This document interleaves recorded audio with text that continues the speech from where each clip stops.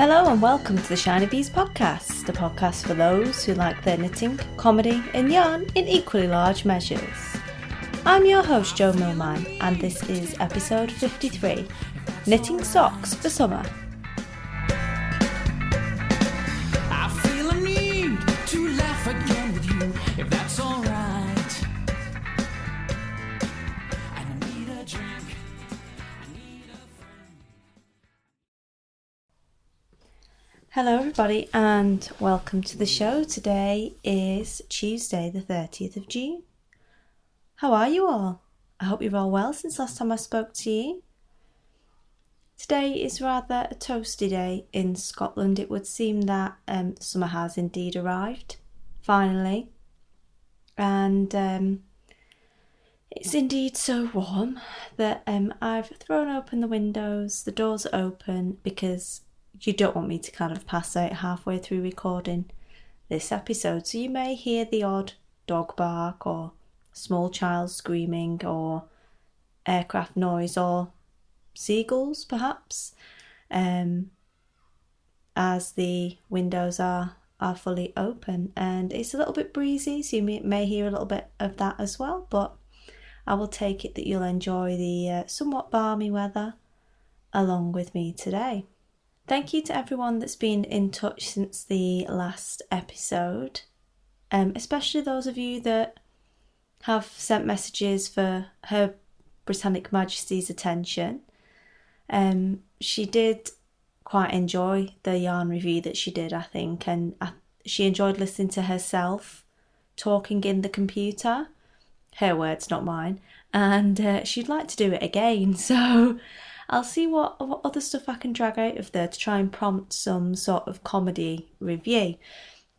Now, I thought that the neon pink would be funny, but she seemed to drag lion hair out of some South African merino, and I can kind of see the loose connection there, but it's difficult to sort of prompt things from her one way or another because she just goes off on her own little merry sort of schedule, if you will. So we'll see what we can do in terms of another yarn review from her. She's at nursery at the moment, so she's not currently available, but I am negotiating terms with her in terms of what she's going to be paid for her efforts, and she takes payment in Freddo bars, so we'll see. I'm sure even one will get me quite far, to be honest. But yeah, she seemed to quite enjoy it. She is very funny, she's very cheeky, and whilst I do try and keep the whole mummy aspect of things out of the podcast, particularly if it's smug mummy stuff, generally if it's funny I'm quite happy to sort of share that, but I don't like to festoon smug mummy upon anyone, least of all my dear listeners, many of whom do not have children, do not wish to have children, and are happy to be mildly amused if someone has amusing children briefly, but they don't necessarily want to hear about it all day, and I don't want to talk about it all day because podcasts for me are a bit of an escape from the chores of daily life, where we can kick back, get out our knitting, relax, have a little bit of fun, knit the troubles away, and chill out. So if you have any yarns in particular you'd like to see her review, if they're in the stash, I'm more than happy to do so. I'm thinking of trying her with a bit of fun first, see what she says. I think she's probably going to be underwhelming with the funny yarn, and then you'll get something beautiful out and she'll say something really funny. So yeah, we'll see how we get on with that. But she passes on her finest lion hair regards to you all. So what have we got for you today on the show? Well, there's a couple of quick announcements which I will squeeze in before we go into Enabler's Corner, and then we have Enabler's Corner, of course, which is a non-knitty enabling for today. Then we're going to have a retro perfume review, and that will be provided courtesy of the internet and will be on Exclamation, just because it's really funny. And I've actually got two. I've got two for you because I couldn't narrow it down to one. I felt they both complemented each other so well that naturally you'd want to hear them both.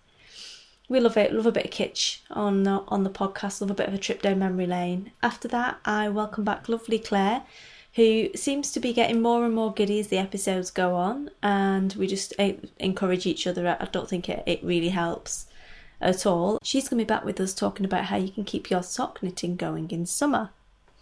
So get yourself an iced tea or equivalent, and I'll give you the news before we go on to Enabler's Corner.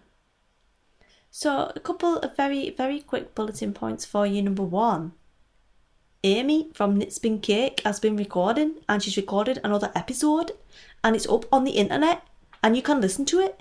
So that is my worst ever Geordie accent, and she's not been a Geordie, she's Mackham, I think. And yeah, Amy has gone back to recording. Obviously, had a little break for quite a while and opened the shop Harbour Yarns, which you can find at harbouryarns.co.uk. And very recently she started a video podcast with two of her friends, but she's also recorded another audio podcast. Amy's was one of the first ones that I listened to after I Make. My first love. She's also recording. Martine's recording at the moment too. And was one that I got into just before we left for South Africa. And I remember it being very hot, very similar to how it is today, and being down in Brighton, or Lewis rather, with the Beast and Mealy, and staying at my in-laws' house, waiting to sort of move out to Africa, and it being really, really hot, and sitting upstairs, chilling out, listening to Amy. So she is good fun. If you've never listened to her before, then I would recommend it, especially if you're an accent freak. She's from the northeast of England. She does have a bit of an accent, and she talks about lots of knitting, spinning and cakey stuff. So that's Amy for you, Knit Spin Cake. The other announcement is to ready your fingers for tomorrow, because the Great London Yarn Crawl tickets are going to be going on sale.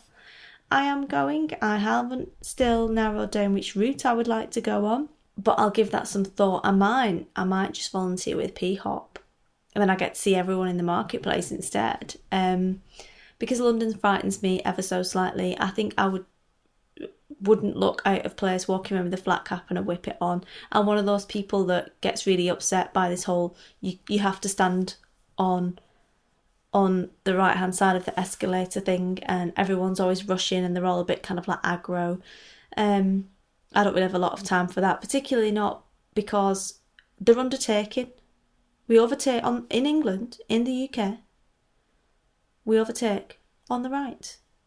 If we're not moving, we go on the left. So why are all the Londoners undertaking?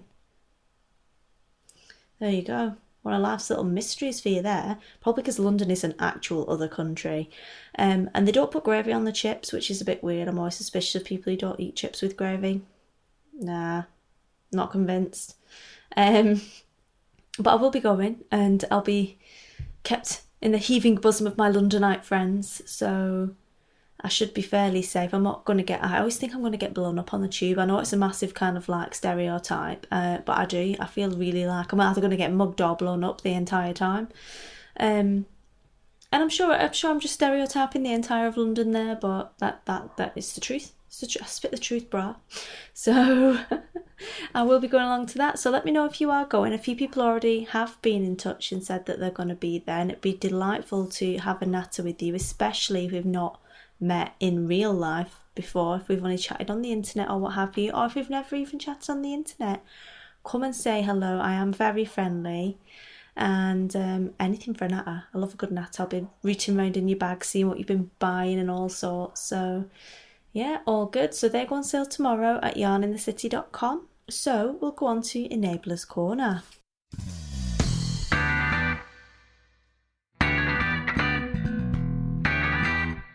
Enabler's Corner then is one, this time for once, for the first time in a long time, where it's nothing to do with knitting.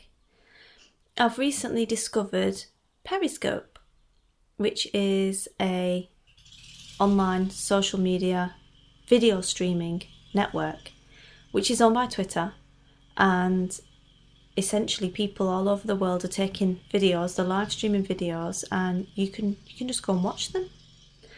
The reason why I've got into it is because there's various people in South Africa take videos as well, and they share those. So it has this map function where you can sort of browse around the world and choose an area in the world where you want to find who's periscoping, and you can watch videos there. And a lot of people will walk around in their cities and show you parts of their cities, and the ones in South Africa talk about, I don't know, there were some bokkies on there the other day. It was quite cool. Some of it is a bit random and boring, but there's some really cool videos on there, and you can kind of like give them little love hearts if you like it. You can send them messages, and people will talk back to you if you send them a message. They'll answer the message whilst they're doing the whole commentary on whatever it is that they're doing. It's owned by Twitter, so it inputs all your Twitter contacts, so you can follow all of them on Periscope as well, and it will notify you when they're doing a Periscope. I haven't streamed any video yet myself, mostly because I feel like a bit of a goon doing so, but I think it's probably going to be something that becomes quite popular, particularly amongst all of those that do a video podcast currently. It seems like quite a kind of cool sort of extension of that you can do a bit more informally. So I might give it a bit of a try, but I'm on there. I'm on there as Shiny Bees. I'm on there as The Golden Skin as well. So give me a follow if you're on there, or say hi and I will follow you back. I've got some plans for different videos I would quite like to do, but it's very difficult up here because unless I'm near a Wi-Fi hotspot, I don't have enough signal, because it is like the third world. If I was in Africa, I would have 3G, but I'm not. So I'm in northern Scotland, which means I'm on GPRS, can't do anything. So, screw you, Vodafone. So it's a little bit difficult to kind of capture some of the more scenic parts of my area, because I know you all like the little Instagram videos that I do, particularly if they've got aeroplanes on them, which tends to be a bit of a running theme. There's plenty of aeroplanes around here as well. And yeah, it'd be quite cool to see where you live, and especially if you are listening to the podcast and you're off in some exotic, exciting location like a Danish forest or in Alaska or wherever you are. It'd be really cool for you to pop up and say hello. So that is Periscope. It's only been going for, I think it came at the end of April, 27th of April rings a bell, so it's very new. But it's quite a good fun, and anything with maps is always popular with me, being a geographer. So the app is free, and you can get it in the App Store or whatever the equivalent of that is on Android, and give us a shout. It'd be really cool to see you and see what you're knitting, more importantly. So on to the retro perfume review.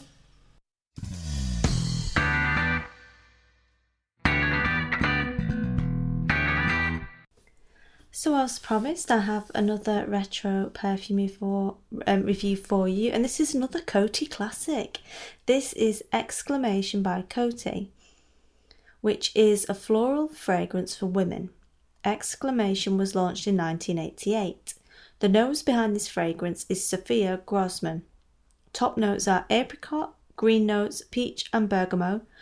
Middle notes are orris root, jasmine, heliotrope, lily of the valley and rose.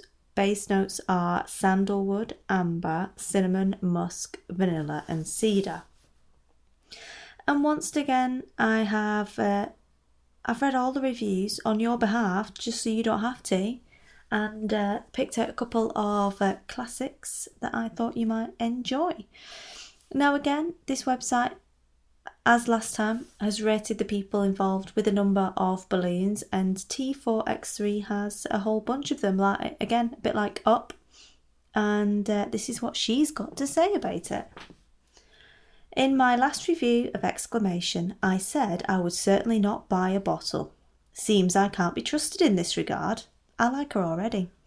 I bought a small bottle of Exclamation in Guymon, Oklahoma, while on a road trip. Clearly, someone who works at the pharmacy in the local grocery, Carter's, is a perfume lover. There was a charming wall of perfume with an eclectic collection. Coty classics, celebrity scents, an impressive selection of Tierra Mugler, Alien, Angel and their flankers, all sharing the shelf with boxes of humorous knockoffs like Crazy Lady and Hotness. There were also some deeply discounted bottles of things like Estee Lauder Youth Dew Sensuous Nude on a clearance shelf. I was tempted to buy some of those discounted bottles, but settled on little holiday promotion bottles of Exclamation and Lady Stetson. There was no way I was walking out without buying something. Whoever stocks that perfume department needs to be rewarded. I'd not smelled Exclamation since I abandoned it for Chanel No. 5 about a year after its release. It was absolutely delightful in 0 degrees while I went flying down the tubing hill at a ski resort with my daughter. It is as sharp and synthetic smelling as I recall, with a fresh, fast citrus blast that takes a powdery rose-based turn. It is distinctive until you remember Lancôme Trésor, also created by Sophia Grossman. Exclamation and Trésor are like sisters who are more alike than they realise. One is not as wild as she supposes, the other not as sophisticated, but both are fun and appealing. So yeah, comedy, eh? But this one, it had another good one as well. This one is by Peachy Sugar Bum, who also has an entire bunch of balloons. And she says, "My mum was rad enough to buy this for me in 1994 and was lame enough to retract the gift after my generous overspraying gave her the most massive eye swimming in sockets headaches. I was heartbroken. Exclamation smelled like cool music and pretty girls in clothes-time duds, things I was becoming keen on as a 10-year-old in Orange County. But Mum..." Then, in 2002, my senior year of high school, I smelled it again on this obnoxious chick in my government class. I think the only way Exclamation is sprayed on is in massive quantities, and dang, girl bathed in the shiz. While my friends and I, being so early 2000s by driving new Beetles and wearing Tommy Girl, Ralph Lauren Ralph, Angel and Lucky You, rolled our eyes and scoffed at our dated, strong-smelling classmate together. Alone, I leaned into her while passing her in the hall and stood next to her after PE class with the hope she'd spray on a fresh round after the lazy game of volleyball we were forced to participate in. I loved/love Exclamation. Guilty pleasure. Sorry, not sorry. So yeah, she likes it secretly. She secretly loves Exclamation. Do you secretly love Exclamation? Get in touch and let me know. It would be great to hear from you. I do have lots more comedy reviews lined up, but if there are any you think that I've not yet heard about and that I need to add to the list, then do let me know. There have been some requests for brands that I haven't quite heard of because they were a little pre my time in the 1970s, but never fear, I am educating myself on these via the medium of YouTube, and I hope to bring you some of these little treats as well soon. So let's punch through the haze of Exclamation perfume onto the sock surgery.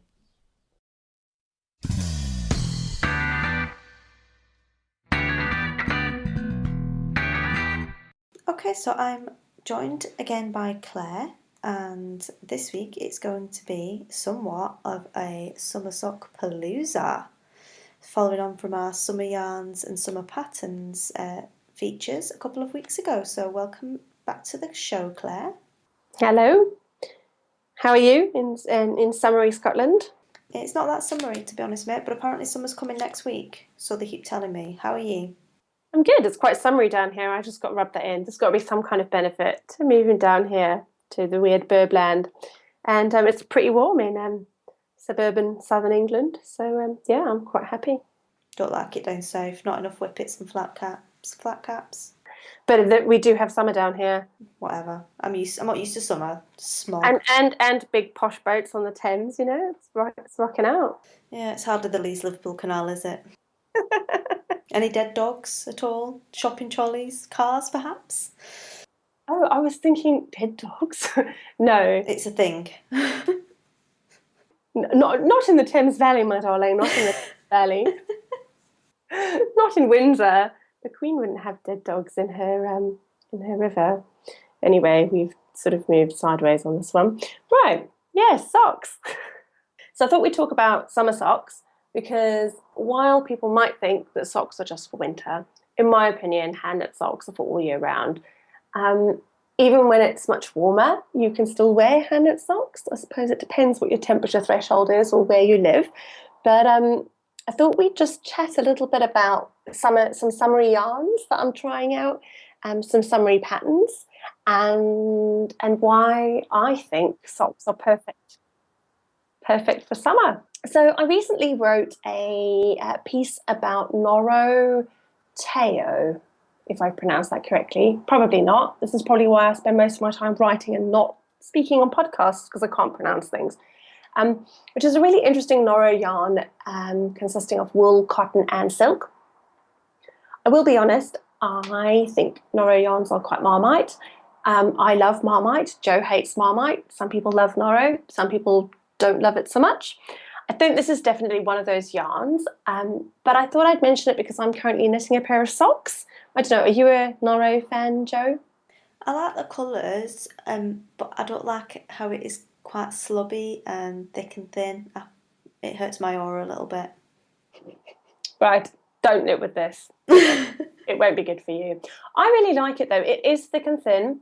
It is quite twisty, and I won't lie, on 2.25 millimeters, it's quite hard going on my wrists, but it's actually knitting up into a really nice fabric. So I'm going to do a blog post one day when I finish this pair of socks, which may well be next summer. But I would urge people to, if you're interested in different kinds of yarns and you want to try something new for socks, definitely give it a look. I'll put the link to the blog post in. I'll get Joe to put it in the show notes, and I'll put it on my blog as well, that I wrote for Rachel.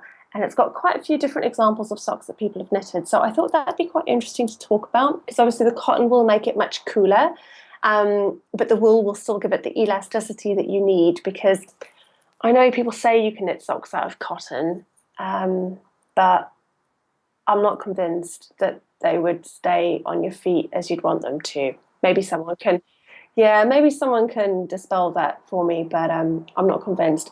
But with the balance of wool and cotton, I think you get enough of the sort of bounce with enough of the coolness, and the silk gives a little bit of strength and a little bit of sort of luxury. If you don't like thick and thin yarns, just don't even bother. But if you are interested in sort of more textured yarns, the colours are magnificent. And the texture of it as it knits up is really, really nice. It's not a smooth, round, bouncy merino. It's not a BFL. It's got its own unique characters. But I don't necessarily think that's a bad thing. I'm not sure if you heard the boy racers zooming down my road on their way to Slough, but I do apologise in advance if you can hear them. So I had a look at some other summer yarns, because I tried to think of cooler properties, so things that might be good for socks.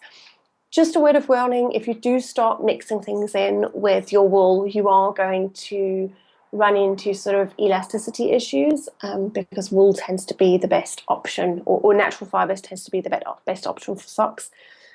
But some bamboo, which I realise now is a natural fibre but doesn't have the same qualities as wool, is good. Bamboo has antibacterial properties, so it's good for socks, I believe. And I have found one by Old Maiden Aunt and one by Sparkle Duck. I'm pretty sure it's the same base. They're both 80/20 merino bamboo.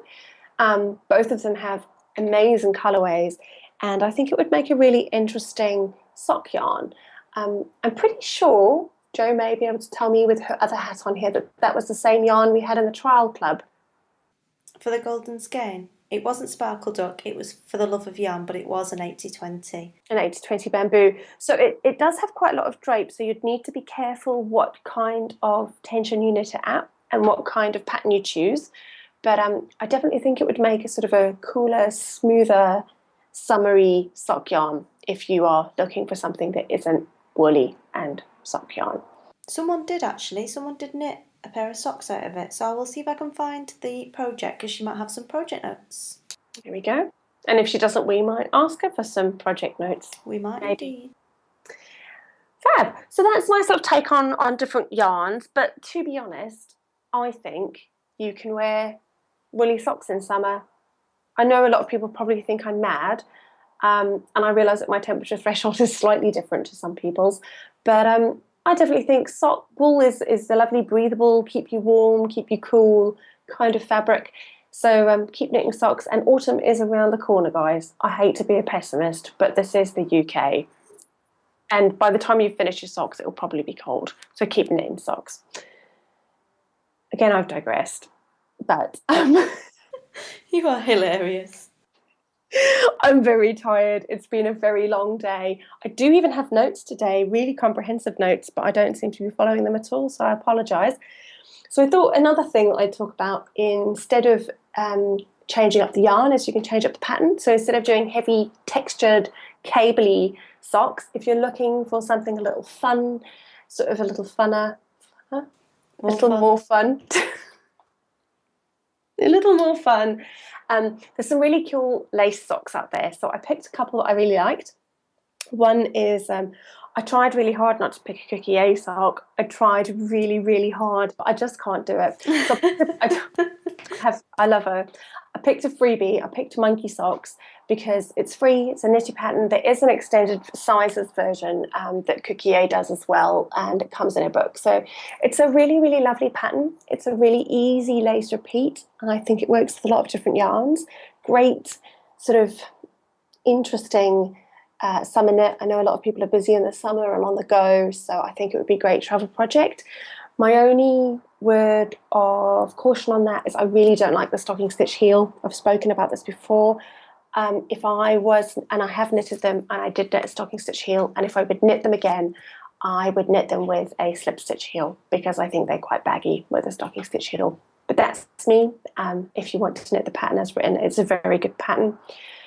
Then there is Winding Way by one of our favourite designers, Emily Vessel of Tin Can Knits, and focused mainly on the front of the foot. Pretty easy to remember eyelet sort of structure, which I thought would be really, really good. And then my third adult pattern is another freebie. I'm all about freebies today, though the Emily Vessel pattern is a paid for, but very worthwhile. The pennies and pounds will pay for it. Is Tribute by Brenda Petipa, and that was a knitty pattern way back from summer 2010. But it's got this sort of really textured. It almost looks like a sort of a florally type lace. It's got sort of bubbles and textures, and I don't think it'll be everyone's cup of tea, but I think it's quite pretty. And I'll be honest, I think what sort of attracted me to it is the pairing of really cute little white socks and really pretty little red patent shoes, neither of which I probably ever wear myself, but I think they look really good. I like shoes and socks combos, maybe because I always wear hiking boots everywhere. So it's sort of that. I dream about something a little bit better than hiking boots. And and then I thought I'd talk about socks as travel projects. So I don't know, Jo, do you think socks make good travel projects? Absolutely. They make good disco projects as well. Disco projects. When have you been knitting socks at discos? All the time. And all these discos that I go. If you go on holiday, there's always a cheesy disco, isn't there? There's always a cheesy disco. I suppose it depends where you go on holiday, but yeah, you probably find a cheesy disco. Actually, we found a really random cheesy disco party in Zambia once. It was fabulous. We went back 3 days in a row, and then realised that the pup and fleece, the meat and maize that we'd eaten on the first night, which we thought was superb, was served every night. And we realised by the third night that they were still serving up the same leftovers from the Friday night. Nice. You should be fine with your African constitution, in fairness. I'm pretty good with it. And to be honest, it was washed down with quite a lot of Zambian beer, so it was fine, really. I'm a great believer in just swill down any suspect food with some beer and you'll be just fine. Though I do advocate sensible drinking, obviously. Especially if you're going to be knitting socks. And just think how much more fun it would have been if you were knitting socks as well. Yeah, was I knitting then? I was knitting then. But not while drinking beer and eating pup and fleece. So why do I think socks make great travel projects? I think you need to pick carefully. You don't want to pick something really, really complicated with lots of travelling stitches. But there's quite a lot of socks that are either sort of plain vanilla socks where you can really enjoy the yarn, like a self-striping yarn, which makes a great travel project because you can pick it up, put it down, stick it in your handbag. You don't need to keep track of anything. But there's also a lot of sort of repetitive rhythmic knits, textures, Lace, I'm thinking again of Cookie A. I'm terrible. Hedera socks, they've got a really nice lace pattern. Something like the Tarsi socks, though I'm not biased on that selection at all, are really good for travelling. They're quite small. They fit into your handbag. If you knit Magic Loop, you won't lose your needles. Sorry, DPN fans, but that's one of the drawbacks of DPNs. I often, and I thought I'd mention this because I think lots of people are probably jetting off on some kind of exciting holiday, or so I believe, because I'm not going anywhere but the local Sainsbury's at the moment. And a lot of people tend to think that you can't take your knitting on planes or that you will struggle to travel. Now, obviously, this is my opinion. I don't work for any kind of airport security, but I have travelled all over the world with knitting and never ever had problems with my knitting. And I always travel with metal circular needles and socks, really small gauge needles and socks, and I've never had anyone really even question it. So if you are thinking about taking your knitting on a plane, I would suggest it, because I think it's a really good thing to keep you occupied, and I think socks are a really good way to do that. If you're not keen on trying your luck with metal circulars, there's always bamboo DPNs or the little asymmetrical needles, which I think you reviewed a while ago, didn't you, Jo? I did, and I also, believe it or not, wrote a blog post about taking your knitting on the aeroplane. Extensively researched, and what I will do, because I'm in a good mood, because it's Friday, I will update that and repost it. But the thing you need to be aware of with that in the UK in particular, I found, was that when you Google certain airports, there's it's not the real airport website that you get. It was sort of a weird kind of copied one with generic airport information that was more of like an advertising site than the actual airport itself. So just be aware when you do look on the airports whether it is definitely the official airport website, because if you go to like gatwickairport.co.uk, that isn't the right one, for instance. So, but to my knowledge, though I haven't flown anywhere for a while, which that breaks my heart, but that's a completely different subject, and I shall be flying again soon. My understanding is that according to the UK, whatever they're called, I'm sure you're better to inform me of this, the security, the overarching security thing, they have knitting needles explicitly stated on their OK list. they do, you're absolutely right. And most of the airports do. It's the airlines. Funnily enough, it tends to be the cheaper ones as well. So your EasyJets and your Ryanair tend to be the worst ones for saying no, you can't. You can't bring stuff. Maybe they want to charge you for taking I was your going to knitting. say that, but they don't even look in your bags, though. It's security that check your bags. I know. I just say, I think this is a South African rule breaker in me. Not that we're even breaking rules, but I just say take your knitting needles and go. Someone in South Africa told me that you could put them in a pencil case and line your pencil case with foil, and then they can't see what's inside your pencil case. I sort of said, I'm not exactly sure if I want to be seen as the person who is lining items of my baggage with foil to sneak things onto a plane. Don't look, and I maintain this, and I've said this so many times, don't do weird stuff like hiding things in your hair and pretending things are pencils, because you look dodgy. If they find them, you look like you're trying to hide something. If you get onto a plane brazen as brass with a full set of vintage Aero DPNs, the straight ones, in a needle roll, and move to South Africa, nobody even questions it. And I could probably kill several people with those. But I'm not gonna, because I'm doing my knitting. That's the whole point. We want to knit, we don't want to make war. But the other thing I would say is have some knitting with you, which I think I'm speaking to a podcast of knitters. So I think people are probably rolling their eyes going, yeah, why would I go anywhere without knitting? But I think once someone asked me, what is this? And I was like, I'm knitting. And they were like, what are you knitting? And I was like, a sock. And they were like, oh, yes, you are, aren't you? You are knitting a sock. And I was like, yes, I am. That's why I said I was knitting a sock. And it sort of stood there in disbelief. And they went, oh, okay. On you go, on your way. So I do think you don't need to. I had this conversation with someone in Edinburgh, which is why I'm bringing it up now. People in my workshop were convinced that it wasn't a good idea, and I was like, no, it's totally fine. I think the Americans they're a little bit more hardcore, and a lot of people have had stuff taken off them. And because it tends to be a largely North American kind of audience on Ravelry, that tends to become the accepted knowledge. The Canadians are happy. Well, the Canadians in Alberta are pretty happy. Yeah, they're chilled. Just the Americans. They were chilled. Yeah, I have no knowledge of America. But I can tell you Africa, Asia, Australia, Europe, and Canada have all been fine with me. And to be honest, if I can probably get away with it, you know, people who look a lot less suspect than me can probably get away with it. They did swab my child for explosives. Not surprised. Thanks, Joe. Yeah, so if I can get away with knitting needles, though they think my child is an explosive, though she is quite explosive, but not in that kind of way. Yeah. Anyway, we've turned this session into something quite random.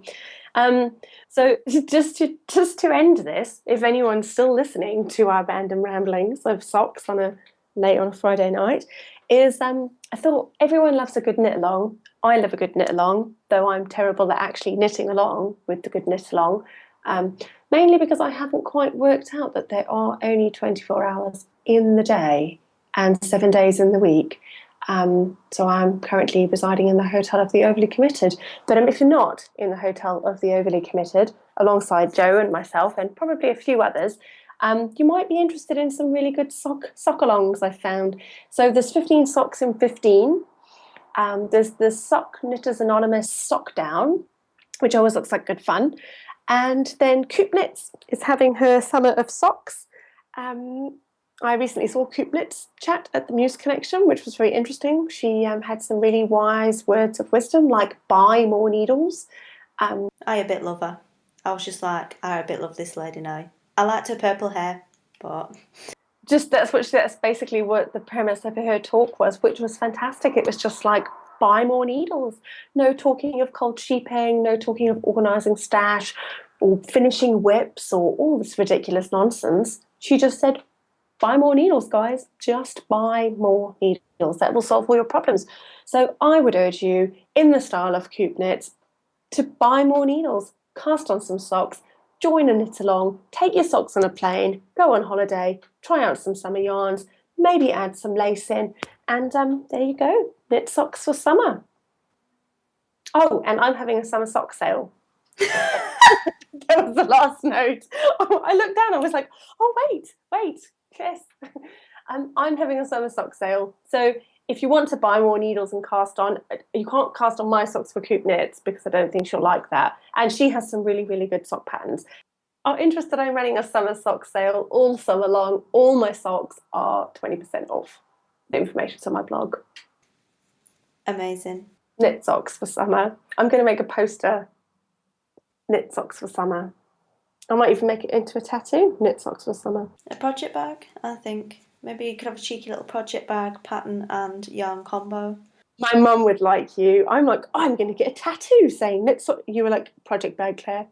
Just get a project bag. You don't need a tattoo that says knit socks for summer. You know, voice of reason.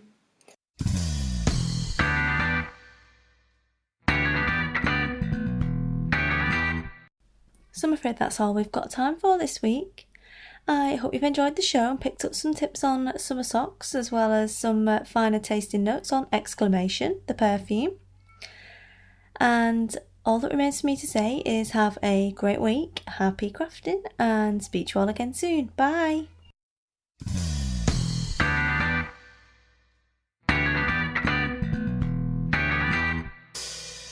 You've been listening to the Shiny Bees podcast, a podcast for those who like their knitting, comedy and yarn in equally large measures. If you'd like to get in contact with me, you can do so via the blog, or I'm Shiny Bees on Ravelry, Instagram, Twitter, Pinterest and Facebook. You can email me at shinybeesinfo@gmail.com. Music for this episode is provided by Music Alley, and it is Adam and the Walter Boys and I Need a Drink. I need a drink.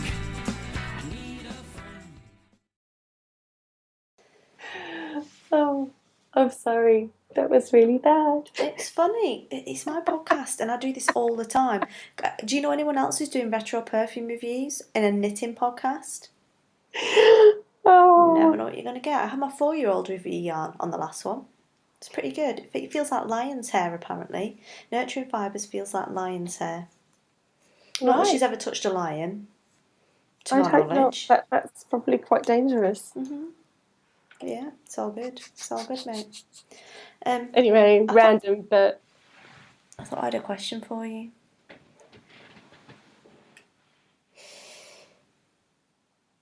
It's gone. Sorry.